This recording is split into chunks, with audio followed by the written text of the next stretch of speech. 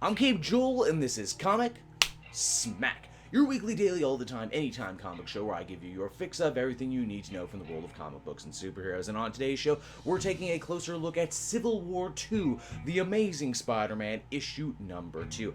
Peter Parker has been led to believe that one of the people in his employ may betray him. Who is it? For what reason? Well, let's hop on in together and find out, shall we?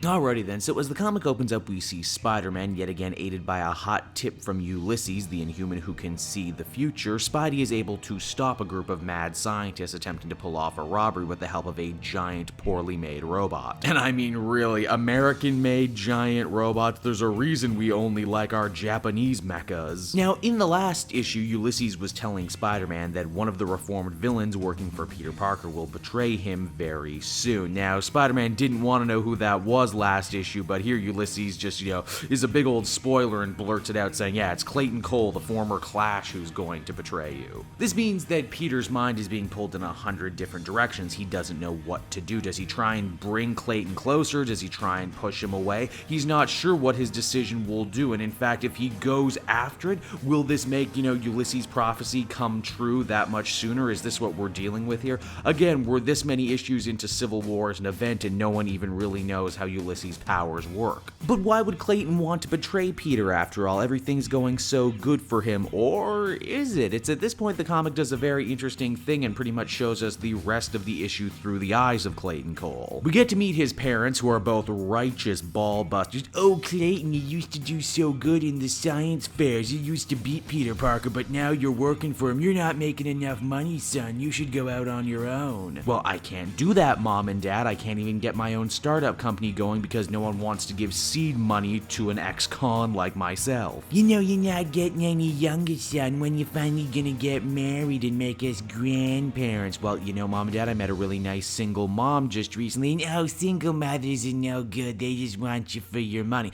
But you just told me a minute ago I wasn't making enough money, Mom and Dad. Make up your minds. If you can't tell, I find this whole Clayton Cole thing incredibly relatable. In fact, more relatable than I dare admit. Now, these are all inconveniences for Clayton Cole, true, but the real nail in the coffin comes in the form of Ulysses hanging around the Parker Industry offices. You see, when Cole sees that Peter Parker and Spider-Man are taking such an interest in this kid, he figures he must be some hotshot intern come to take his place in the company. In his paranoia, he goes out of his way to try and bug Peter Parker's offices to see what exactly was being said between Ulysses and Peter. It's at that point Spider-Man ends up catching him. This leads to a massive fight wherein Cole ends up storming out of the office saying that he quits. With no real friends and nowhere else to go, Clayton Cole ends up at the bad guy bar with a bunch of his former henchmen buddies. He talks about how unappreciated he feels working for Peter Parker and how all of the money he should have made from his great inventions are being kept in a trust fund until his parole is over. This conversation ends up perking the ears of none other than the Robot Master, aka Mendel Strom, aka the former business partner of Norman Osborn. Strom, as we find out, actually has a very clever white-collar business espionage plan to get at Peter Parker. He just needs someone on the inside. Cole refuses him at first. He's angry, but he's not a bad guy, and he's not ready to backslide into his old costume villainy. Not just yet, anyway. As we find out from Strom, Cole actually owes a decent amount of money to the Tinkerer still, and this would be a great way to square his debts